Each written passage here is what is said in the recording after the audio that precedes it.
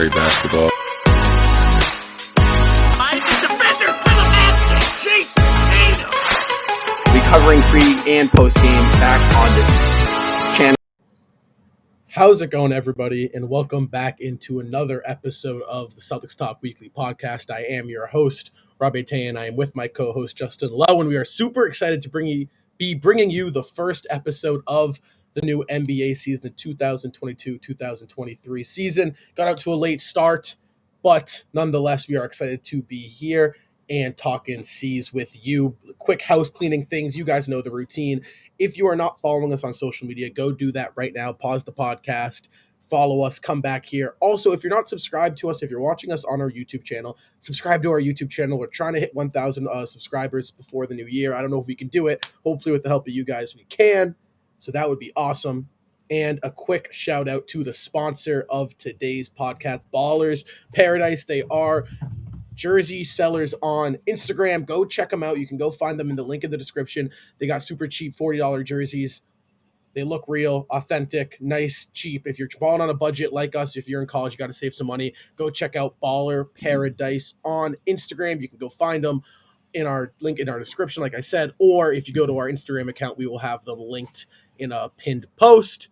So let's hop right into it, Justin. The weekly recap. They're back, baby.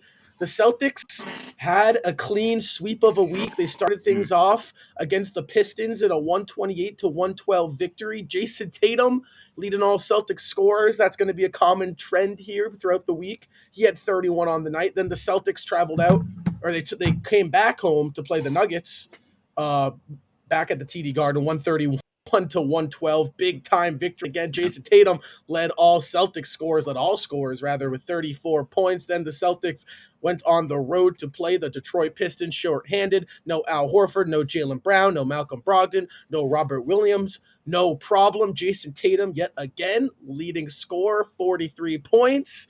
And then the Celtics just last night took down the Oklahoma City Thunder 126-122. Jayson Tatum, despite a poor 1 of 9 shooting from beyond the arc. Justin, he finished with 27. Give me the week ahead for these C's. So the week ahead, the Boston Celtics, like you said, played Monday night. Unfortunately, we're recording a podcast here on Tuesday night, but they got the win. And then Wednesday, which the podcast should be out by then, 7:30 p.m. at Atlanta. Rob, I want to talk about this game a little bit later. I won't go too into depth, but this is a pretty big game, not only on the schedule, but the Celtics seem to have a trouble for some reason every single season. So that'll be interesting. Then Friday in New Orleans against Zion and the Pelicans, and then going into next week, Chicago on Monday. So big week ahead, 3-game road trip. All 3 road games are going to be extremely, extremely tough. We're going to get to learn a lot about the Celtics team in these next 3 games, even though they're currently streaking right now. These next 3 games are crucial for the Celtics. Absolutely. A great week so far. Let's jump right into it. We haven't covered, so the Celtics, they're 11-3. We have not covered any of these 14 games. So let's kind of go over these 14 games. Obviously, the Celtics started the year off with 2 great wins, one against Philly at home, one on the road against Miami. Took care of business against Orlando. We had some trouble against Chicago, got off to a hot start, going up early, 20 early. Celtics fell 120-102. Ran into some difficulties with Cleveland down the road there. But since then, Justin, we have been near perfect. Right. And I think, we sit here and we talk about how, the Celtics have had trouble defensively. The Celtics have got the job done this season. They have found ways to win. Obviously, you're missing Robert Williams, and you don't want to use that as an excuse. But when you went from being one of the best defensive teams to now you're not so much a great defensive team, just doing the fact to the numbers, the points the Celtics are letting up are kind of, they're pretty high. So I think it's really important to kind of note that the Celtics, yes, even though they are not the team like they were a year ago, their offense is on a whole other level, right? Obviously, you got depth now where Sam Hauser's playing tremendous. Obviously, you got Malcolm Brogdon in that trade. Peyton Pritchard has played well in these last 3 games for the Celtics. Obviously, Luke Cornett, Noah Vonleh, and Blake Griffin might not be your best option for your backup center, but the Celtics are making it work, and they're working with what they can work with, and they're controlling what they can control.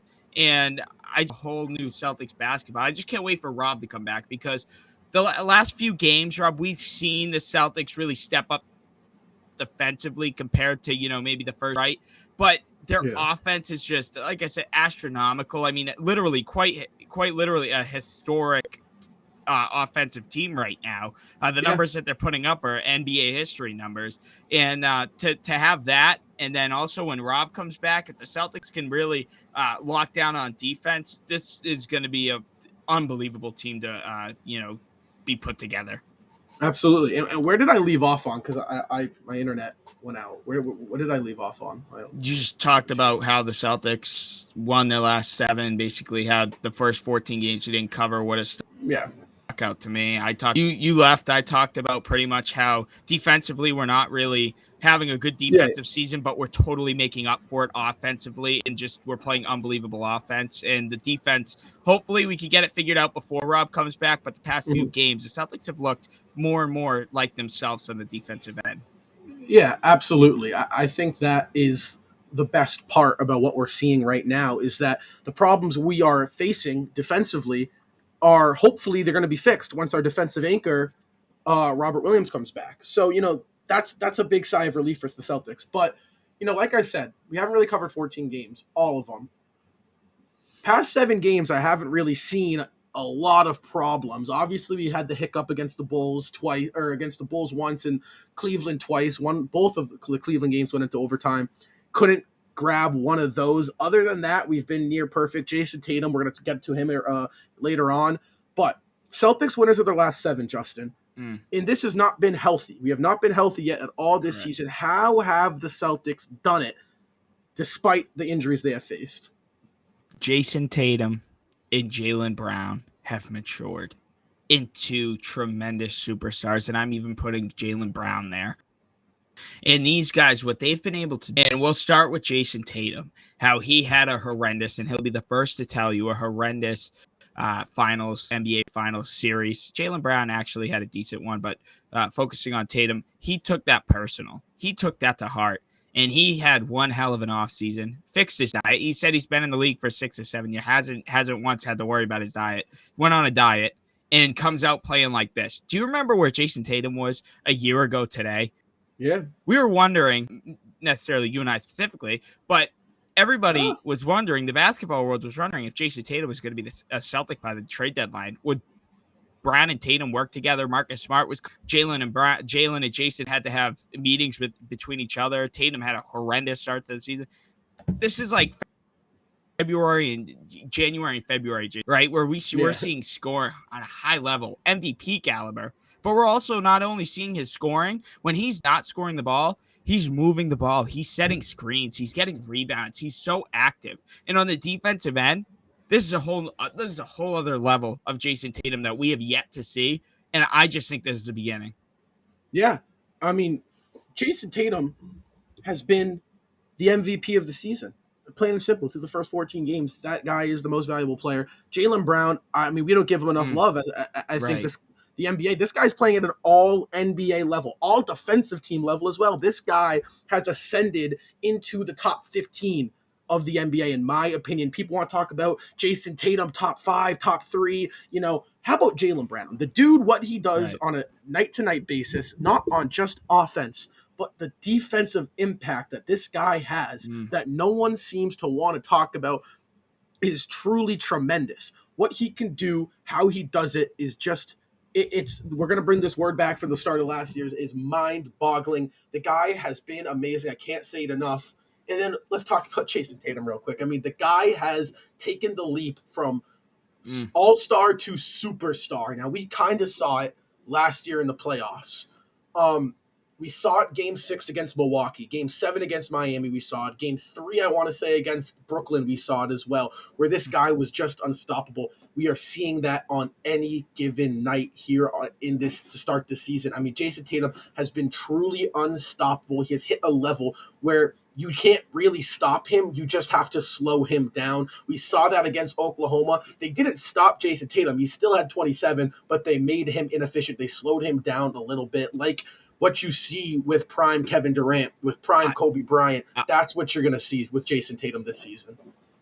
I was just gonna say that it's kind of like Joel Embiid, and you look at guys like LeBron and Giannis. You're not gonna stop those guys. That's No, that's the goal is to slow him undeniable. down. Correct, and that's like you said, the player that Jayson Tatum is becoming to be if he's already not that player.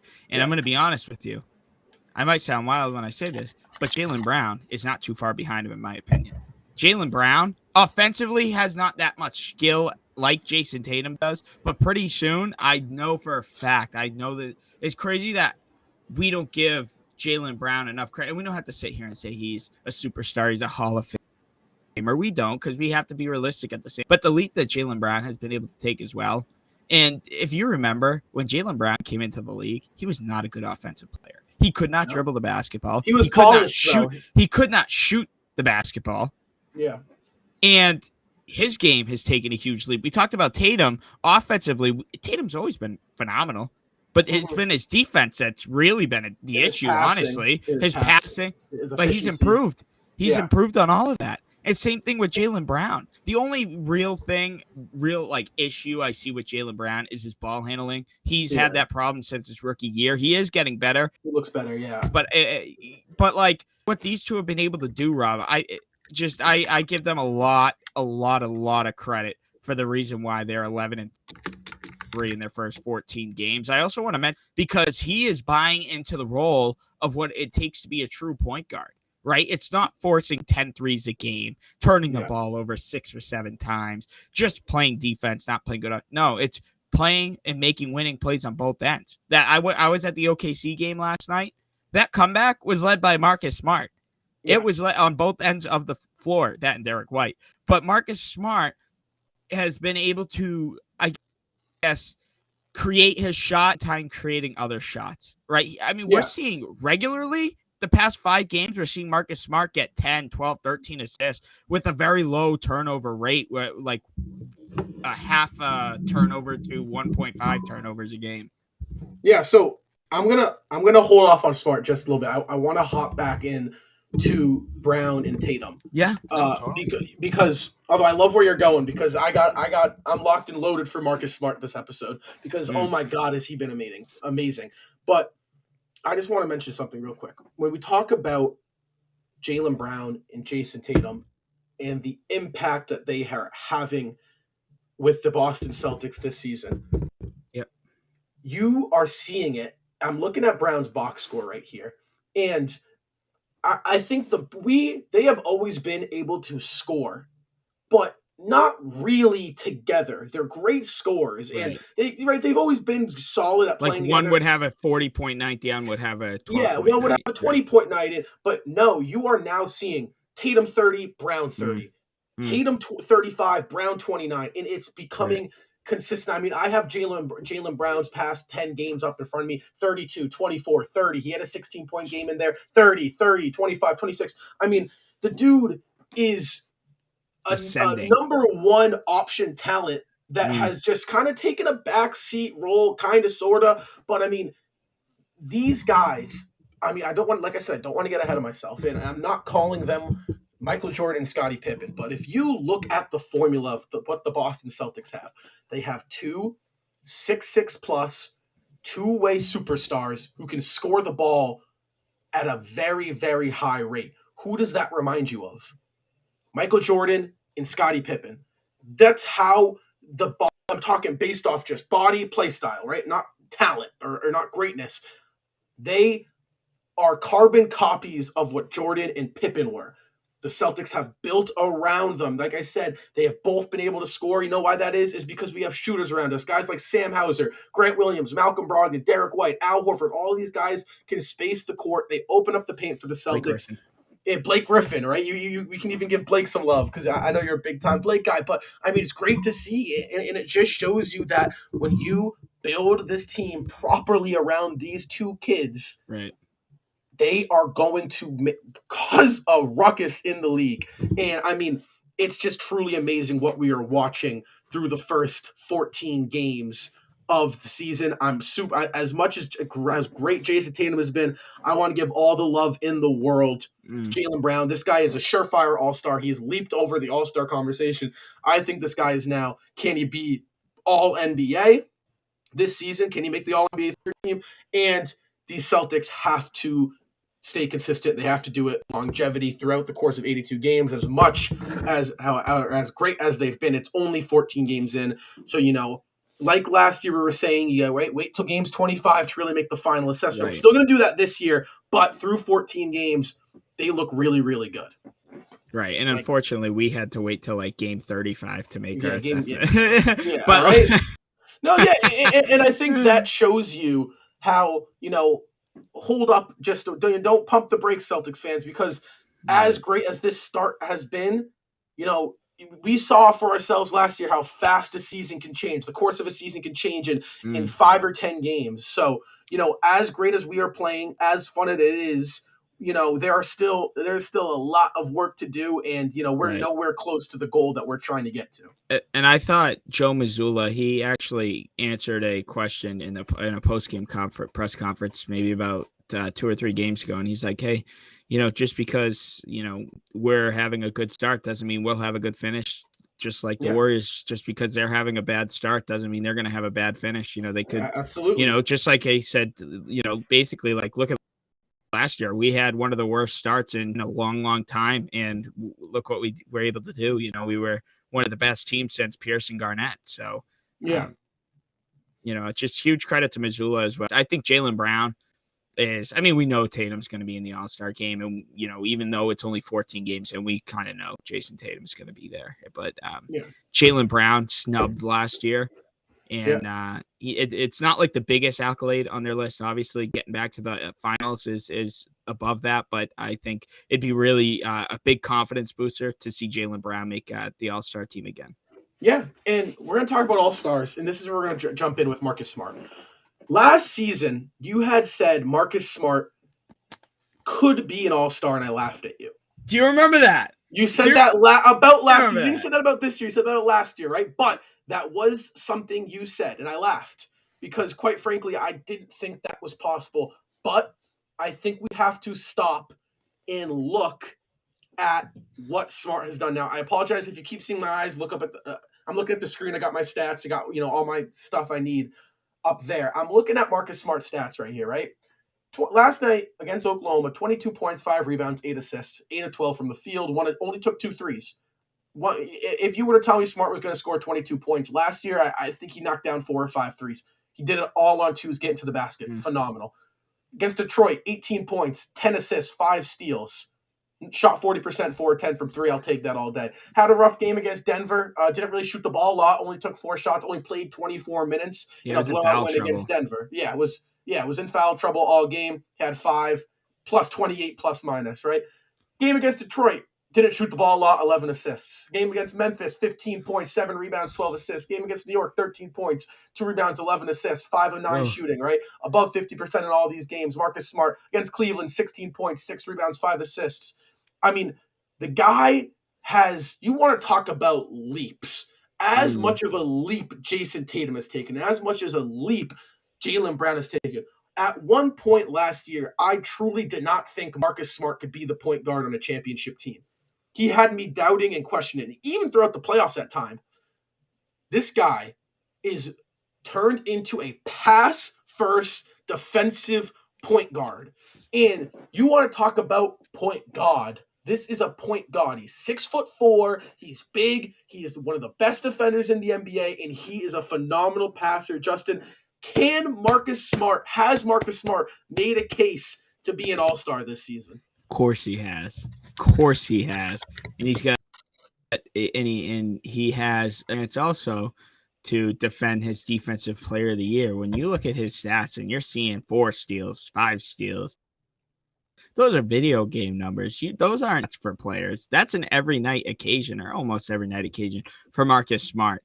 He comes up big in so many ways. And I remember, I didn't just say, this was well before the Celtics went on that huge run, by the way, that I said I think Marcus Smart could definitely be an All-Star. And I wasn't even talking about just specifically last year.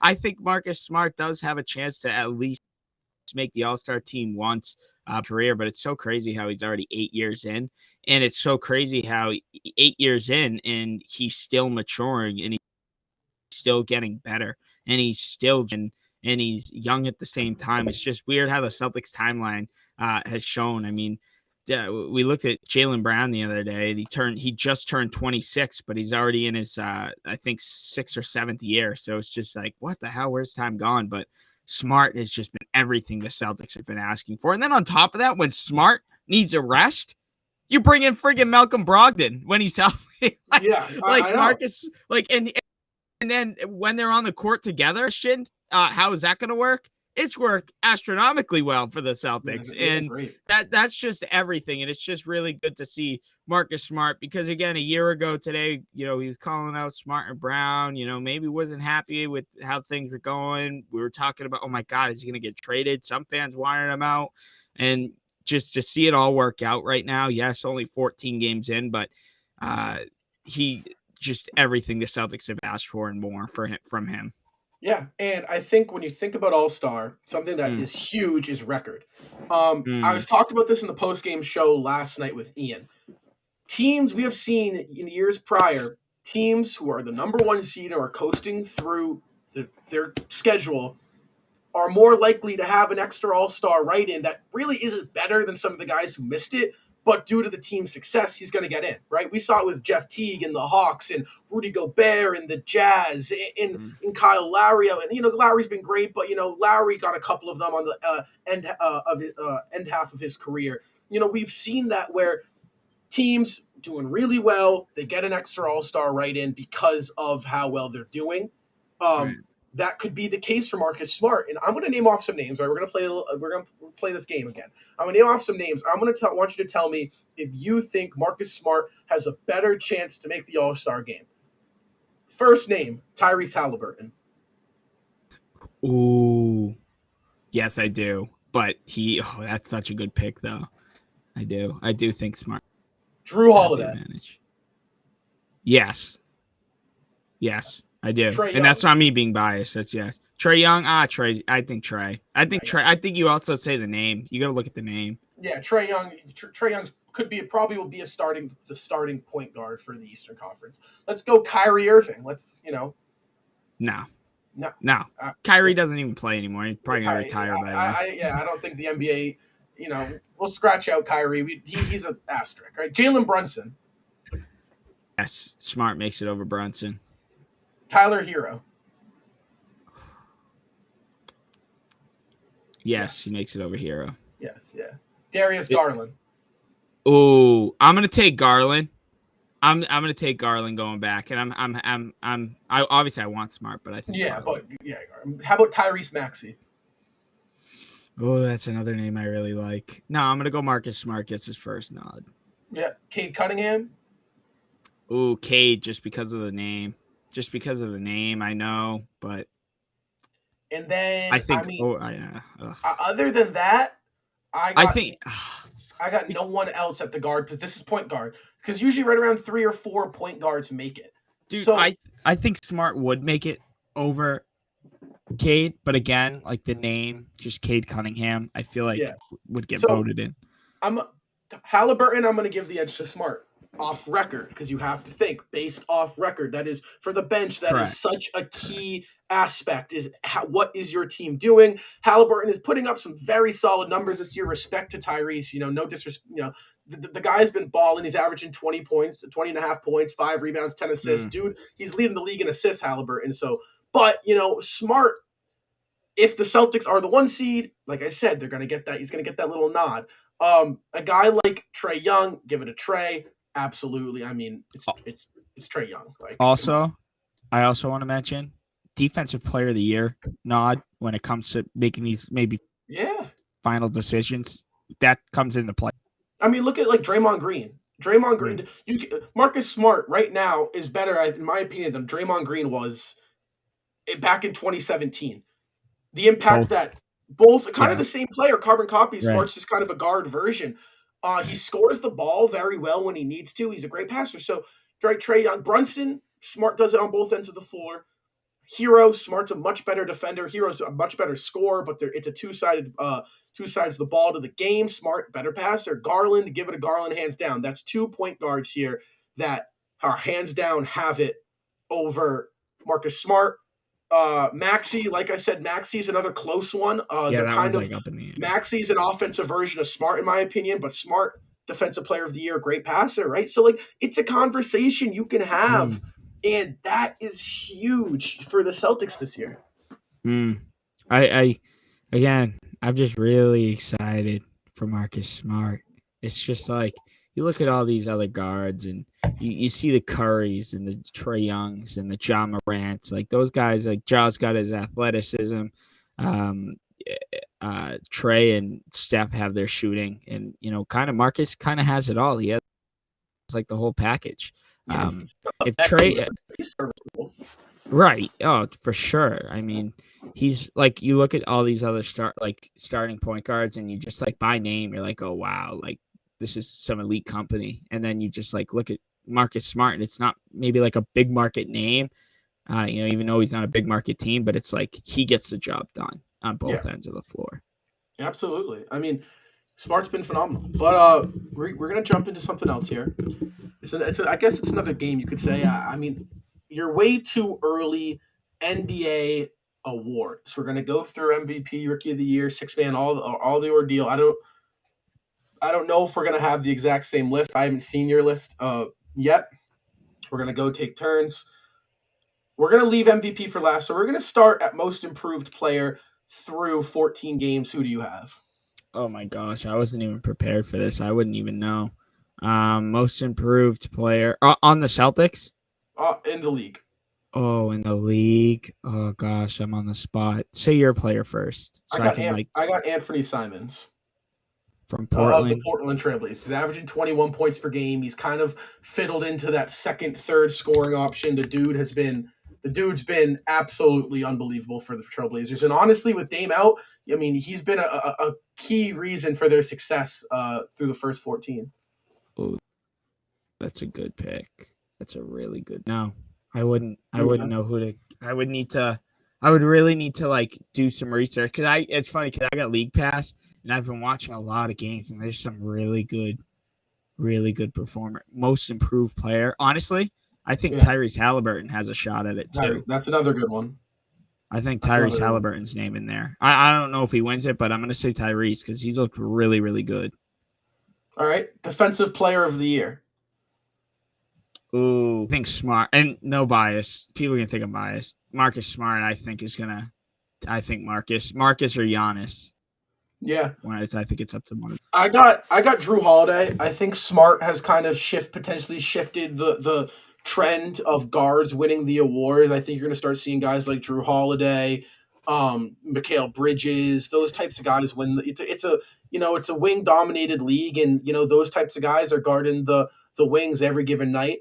But I got Drew. I mean, the Bucks have been phenomenal. If you go to the top, I mean, the Bucks are kind of like the Celtics of last year. If you go to the defensive rating, the top 5, 4 of them are Bucks. It's Holiday, Brook Lopez, Giannis, and one other guy. I want to say maybe Bobby Portis is in there as well. So they've been phenomenal. I got Drew. I think you could go Giannis. And don't get me wrong, Smart's been phenomenal. I'd be shocked if he goes back to back.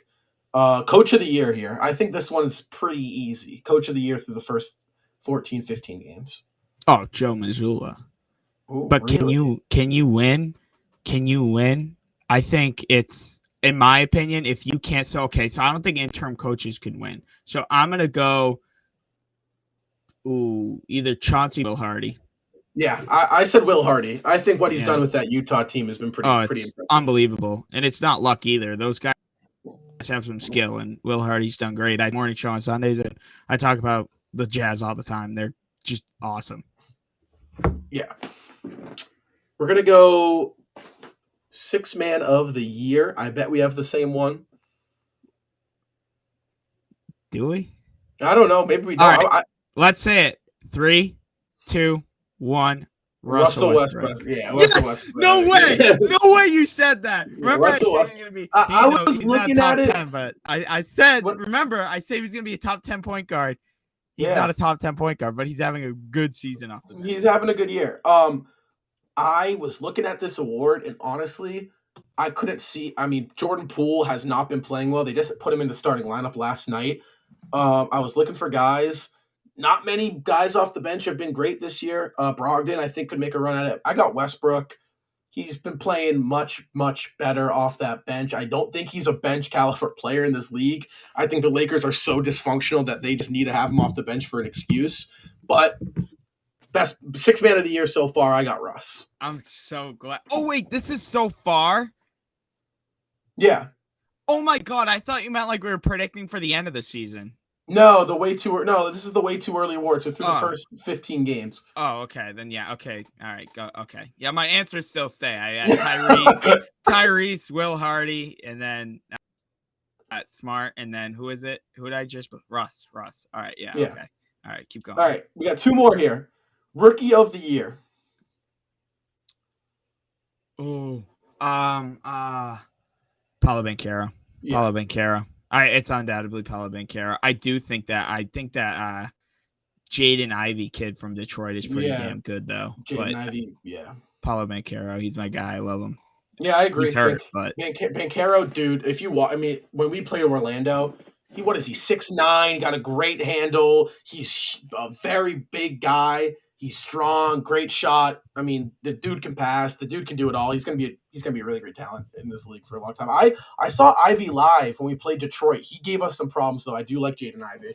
Yeah, I Paulo's like 6'10", 250, and I remember covering him in the summer league for a good time that I'm with, and he is just the most NBA ready in that rookie class. Like, just not even skill wise, but like you said, like you look at his body and he looks like he's a vet. Like he looks like he's been in the league for a while. So he's played really good for the Magic. Unfortunately, the Magic's record is just atrocious, but they got a really good one. Probably their most promising rookie, Howard, for sure. Oh, for sure. Like easily. Yeah. They got their guy there. All right. Final one, MVP through 14 games. Who is your most valuable player?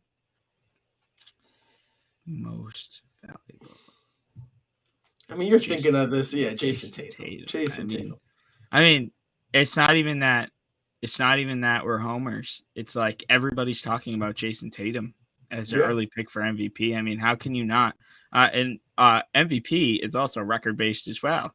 It's very record and very narrative, but we've talked about this. Very narrative-based. Right. I mean, we've seen Jokic. Denver Nuggets have been a great team the past 2 years. On top of that, no Jamal Murray, no Michael Porter Jr. So quite literally, Jokic was their most valuable player, and for their success, I think the same thing.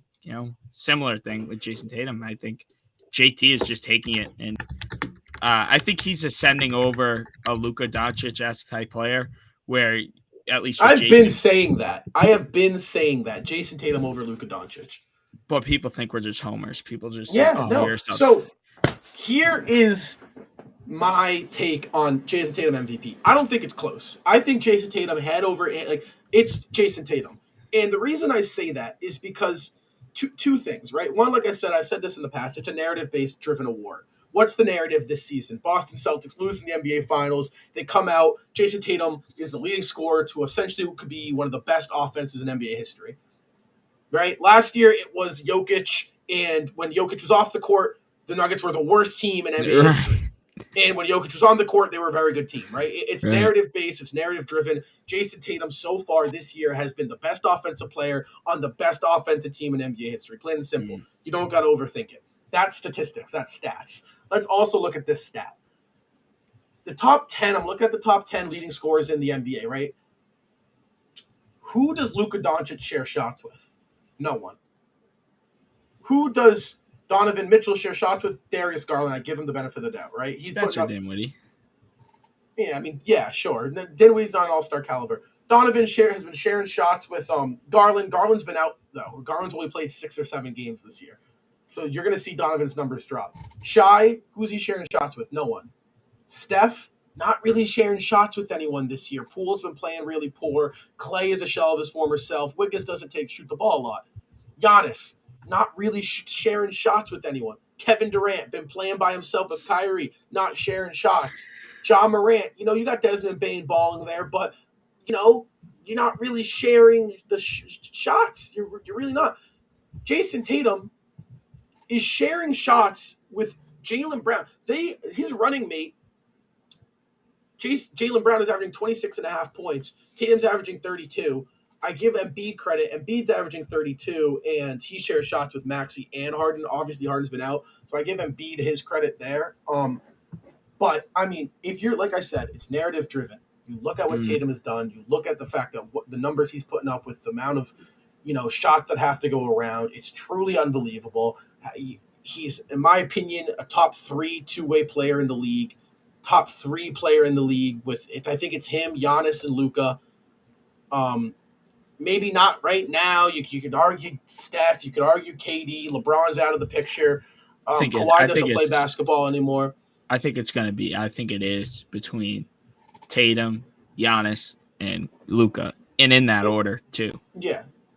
Oh, it's Tatum. Jeez. All right. So yeah, but I mean, that's what it is, and you can say it's biased wherever you want, but Jayson Tatum has been unbelievable. I mean, even if you look at his shooting numbers are up from last year. He's shooting 37% from the three. Luka's shooting 28% from beyond the arc.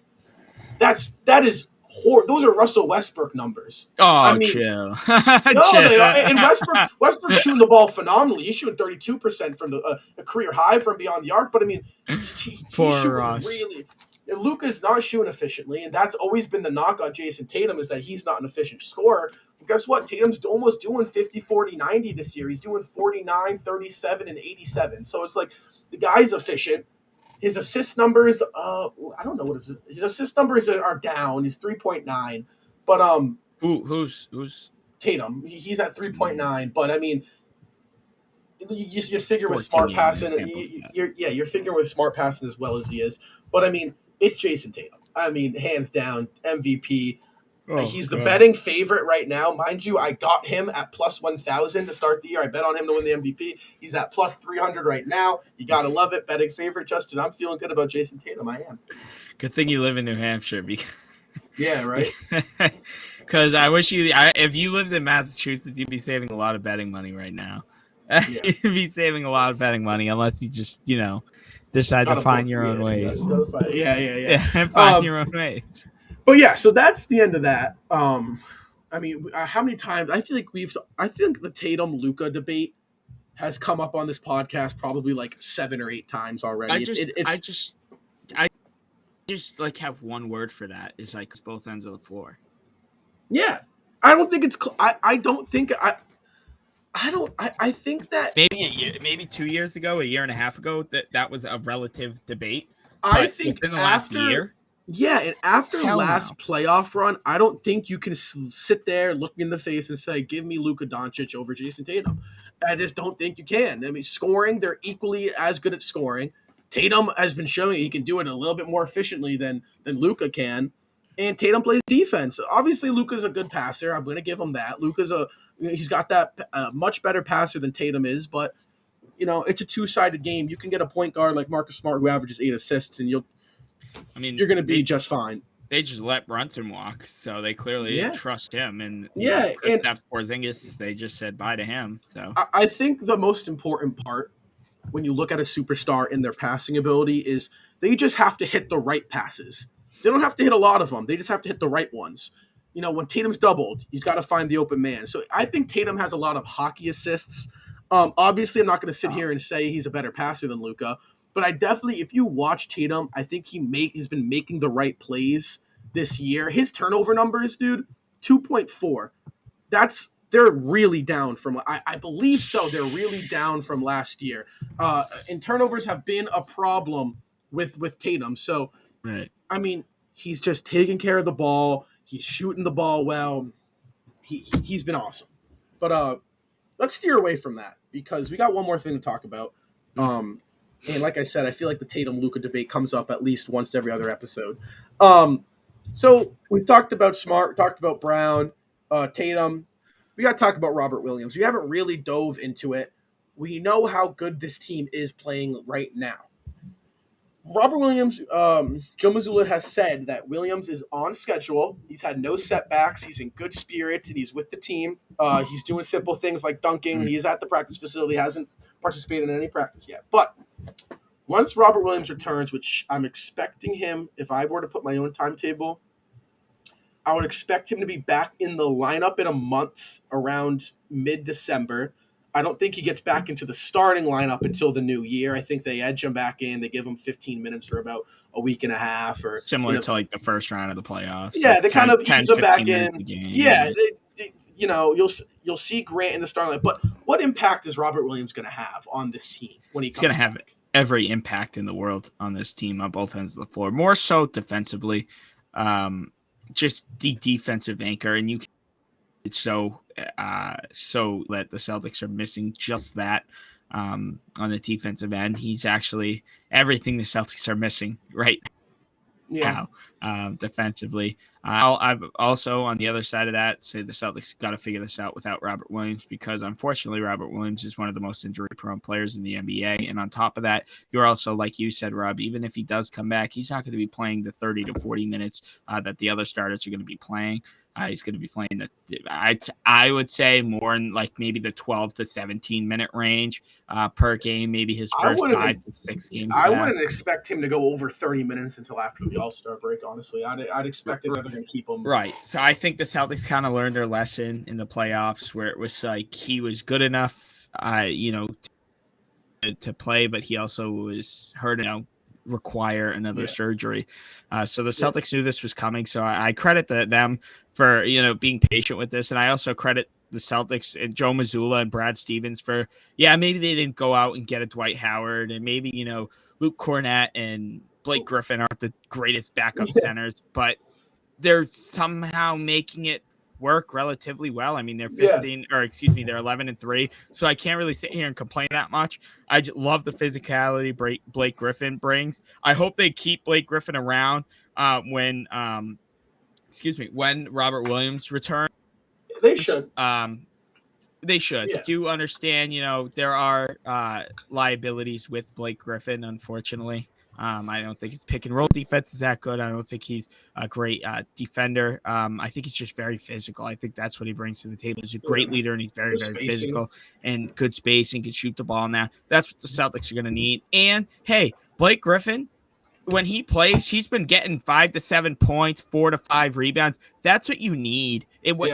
Even if it's just 5 to 10 minutes, Griffin or Noah Vonleh each night, you don't need a crazy double-double 30 and 20 game. You need a good 5 to 7 points, 5 to 7 rebounds from those short amount of time, while Al Horford is getting rest, while Robert Williams is getting rest. Unfortunately, probably not going to see Gallinari, but getting back to, kind of Rob within himself he's, like I said, everything the Celtics are missing. The defensive anchor. Offensively, just crazy athletic, freak out. I haven't seen a center like him. He's so quick. The way he can just pick up the ball and just dunk it like it's in the matter of a snap of a finger. I think it's going to be great when he comes back as well. I think it's really going to lift the team up. We think the team's up right now. Wait till Robert Williams gets back, even if it's only 10 to 15 minutes a game. It's going to be really fun. So I think you nailed it. When I think of Robert Williams, I think this is the biggest impact he's going to have, right? Celtics have been playing extremely fast-paced this year.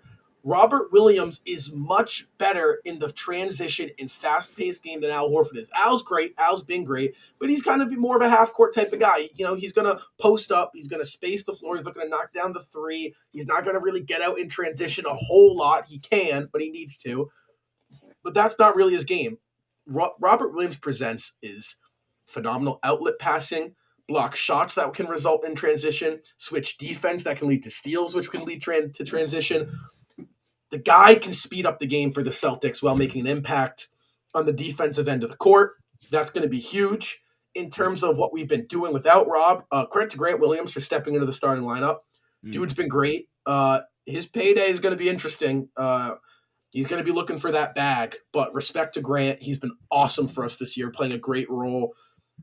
And I mean, honestly, there's really no complaints. The defense needs to get a little bit more consistent, but like I said, it was just kind of the waiting game until Rob Williams gets back. And if it's not fixed when Rob Williams back, then I think you hit the panic button. But I mean, until then, offense has been phenomenal. Defense has been solid. It's been all right. Tatum's been phenomenal. Brown, phenomenal. I mean, Mazzulla, the dude's managing personalities, great. Like he had to. Right. I mean, no complaints through the first 15, 14 games. Injury report is out. Brogdon's back in the lineup tomorrow night or tonight when you're hearing this, which is nice. Or he's questionable. I'm sorry, with right hamstring tightness. Smart with right ankle inflammation is probable. Gallinari and Robert Williams, they remain out. Gallo's going to be a full season scratch, and Robert Williams is going to be out for a little bit longer. So I don't know how they put that on there. Marcus Smart, probable. Probable to Smart is active. Like, he's going to play. He's going to ice it, ankle brace it, and play. Yeah. But yeah, it should be a good one. Atlanta's giving us some trouble. 7:30. Like I said, when you're listening to this, that will be tonight at 7:30. And it's going to be a good one, Justin. I'm excited. This was a good podcast. It felt good to get back into the studio, you could call it. Talk C's. C's are rolling. Bruins are rolling. Everything's good. You know, what's not to love is a Celtic. Hey, the Patriots are holding the last spot in the postseason right now. I mean, obviously they're nothing great, but it's a great time to be a Boston sports fan. And thank God, because it was looking ugly back in August, in early September. But man, oh man, have we been great. Like I said, this has been the first episode of the new season, the 2022-2023 NBA season. I'm your host, Rob. Next to me is my good friend and co-host, Justin Lowe. Thank you so much for tuning in to the Celtics Talk Weekly podcast. And until next week, you got something to say? Yeah, because if this is going up Wednesday, we'll see them tonight for post-game live. For post-game live? So we'll see you guys tonight, post-game live, Atlanta Hawks. And then for the podcast, like Rob said, next week, Tuesday or Wednesday. We'll probably record Tuesday. It'll go up Wednesday. So we'll see you next week. And if you want to stick around for game coverage, stay tuned to our YouTube channel tonight for Celtics Postgame Live. Yeah, and make sure to hit that subscribe button, guys. Like I said, we're trying to push for that 1K. Get us to 1,000. Thank you all for the love, and go C's.